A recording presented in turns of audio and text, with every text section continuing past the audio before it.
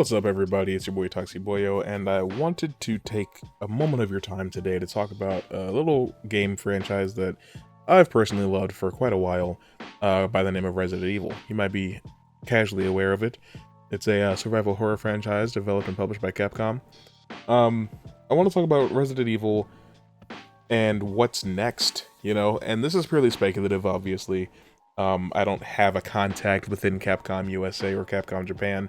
I don't know what's going on behind the scenes, but I am observant, and I do have the powers of pattern recognition and prediction.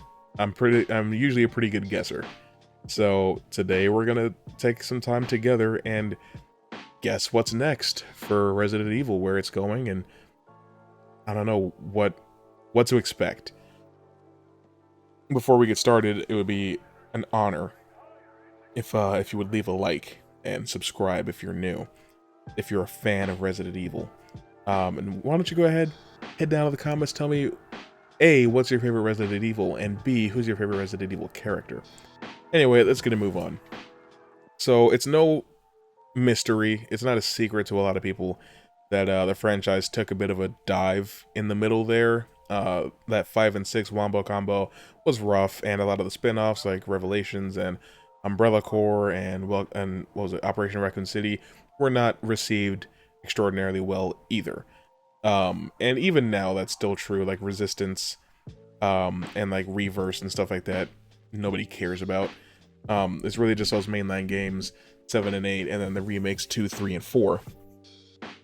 Now, there's been discussion of maybe Capcom's going to remake Resident Evil 1, or are they going to remake Resident Evil 5 next, or is Resident Evil 9 going to be the next game? I want to talk about all of that, because A, I think remaking Resident Evil 1 is absurd.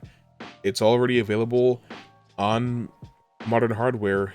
I mean, it's got a PS4 and Xbox One port, right? So you can play that remake on your PS5 or Xbox Series, or on PC. The only thing that you could really gain from remaking Resident Evil is homogenizing it with the other remakes, and I don't think that that's particularly for the best. I think it's good to have certain games have their own identity. The first game still maintains the fixed cameras, and I think it has adjusted the tank controls a bit. The visuals are updated to a degree that is perfectly fine. The Lisa Trevor added content is really good. I think that that's probably like one of the greatest remakes of a game of all time. It feels like that's the game they would have made if the resources that were available to them on the GameCube were there in 1996 when that game came out. It doesn't feel like a remake made for the sake of just putting out something new as like filler, just to rake in some money off it. It doesn't feel like a cash grab.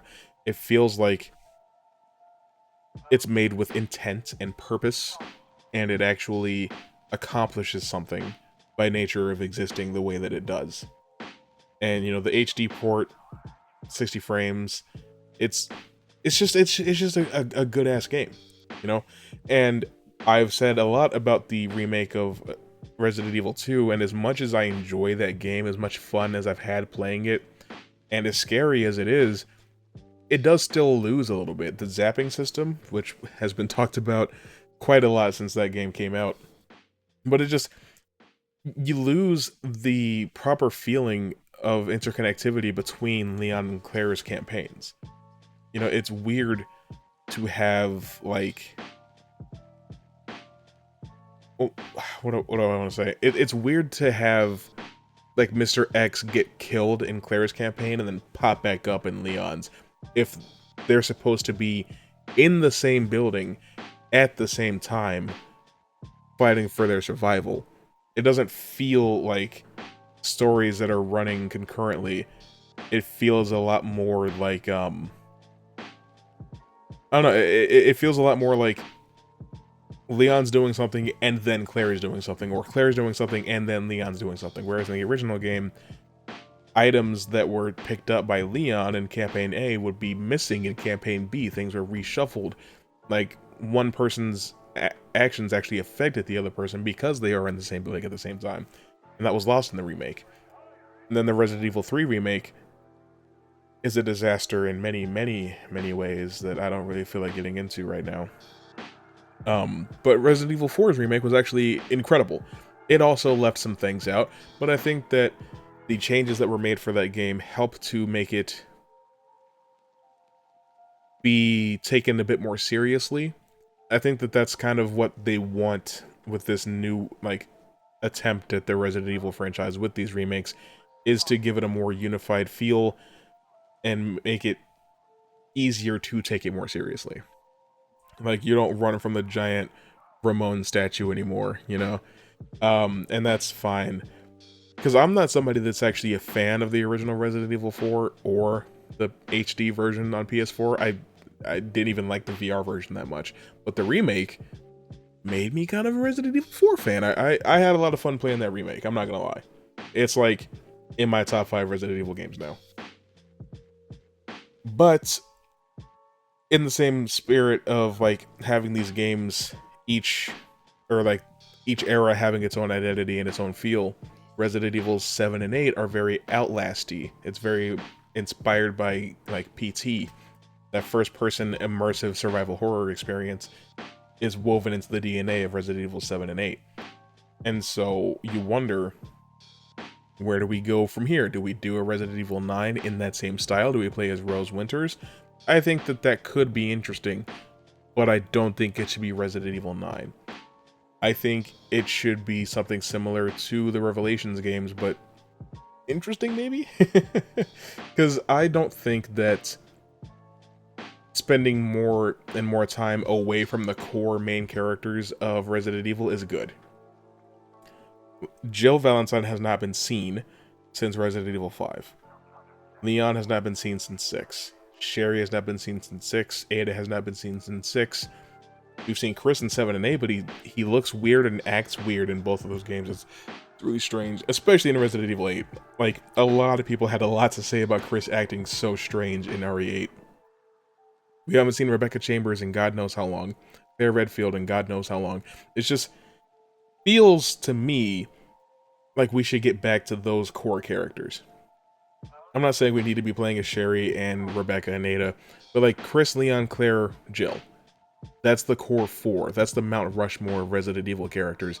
That's what we should be focusing on, because we don't know what they're up to at all. We don't even know if they're still alive, especially Jill. I think that the next game should focus on Chris trying to find Jill. You know, and maybe he gets Leon's help. Maybe Claire gets involved. I don't know. But I think we need to get back to what makes Resident Evil what it was. Village and Biohazard are good games, and they're effective at what they're trying to do. But I think that we're kind of like getting past that era of horror as well. You know, it was definitely a big thing in the 2010s, but it seems like that time has passed. I don't know. Maybe I don't know what I'm talking about. But I don't think that we need to continue the PT Outlast style Resident Evil games for the main series. Resident Evil 9 should be something similar to 6 in that we're focused on, you know, Leon, Chris, and characters therein. Not necessarily anything else from that game, but in that same sort of way.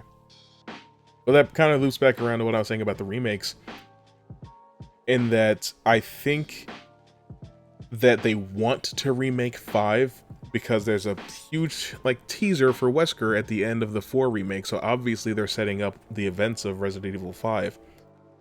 I'm not here to talk about the politics of, you know, a white guy going into Africa and blowing a bunch of people up.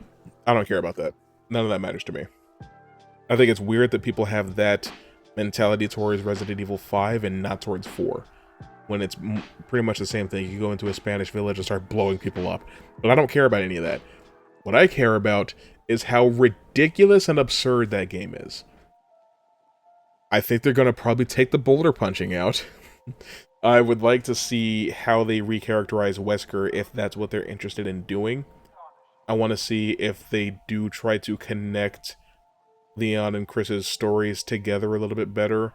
Maybe we'll see something with Claire that we haven't seen before. Maybe Jill will have a bigger role in it. Um, all of that is interesting to see, but I also think we should hold off.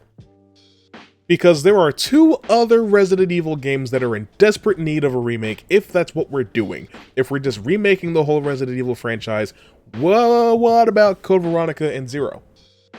You know how many people out there don't know Rebecca Chambers? Because Capcom won't put her in front of us anymore? You know how many people out there have never played Code Veronica? Because it was a Dreamcast game? That did get a re-release on PS2, that's true. But how many people have played it? Not a lot. Not a lot, because it's seen as a spin-off. It's seen as not important. But it is. It's very important to Chris, Claire, and Wesker. It's a pretty important game that a lot of people have not gotten to play. I think we should remake Zero or Code Veronica, or in a perfect world, both of those before we get to 5. That's what I think. That's what I think. That's my personal opinion. Could be wrong about that. But either way, it's kind of uncharacteristic for Resident Evil to be dormant for this long. And I say this long, it's only been 2 years. I know I sound like a crazy person. But, I mean, let's be honest. Ever since 2017, the franchise has been pretty consistent with putting something out every year or two. 2017, Resident Evil 7 comes out. 2019, RE2 comes out. 2020, RE3 comes out. 2021, RE8 comes out. 2023, RE4 comes out. But at this point, there's been no confirmation on anything as far as I know. I haven't seen that they've confirmed Resident Evil 9 or 5 Remake or anything yet. Or 1 remake. I've seen a lot of speculation on 1 remake, but no confirmation from Capcom regarding that. So as far as I know, it's just rumors. But it is strange to be almost 2 years exactly removed from the release of the 4 remake and not have any news at all. I was expecting, honestly, to see something about the next Resident Evil game at the Game Awards. Now, Summer Game Show is coming in 2 months, so it's entirely possible that we'll see something there. I do think that we're going to hear something this year. I don't know if something's going to come out this year, but we're going to hear something this year for sure. I think it's been a lot of just trying to decide what's best for the franchise for them.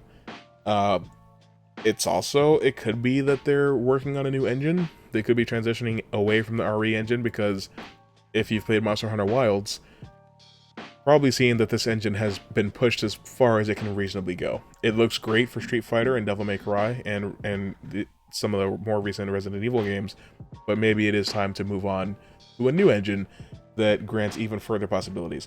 All of that is on the table. But if you were to ask me what I think the most likely option is, we're going to see Resident Evil 9 before we see another remake. I think that's the most likely option here.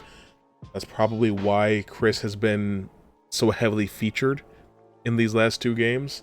Well, he wasn't heavily featured in 7, but he was there, and then he was a major supporting character in 8. You get to play as him for a little while. So, I think they're trying to set up whatever's coming next. I don't know if we're still doing the Mega My Seat stuff. I don't know. All that remains to be seen.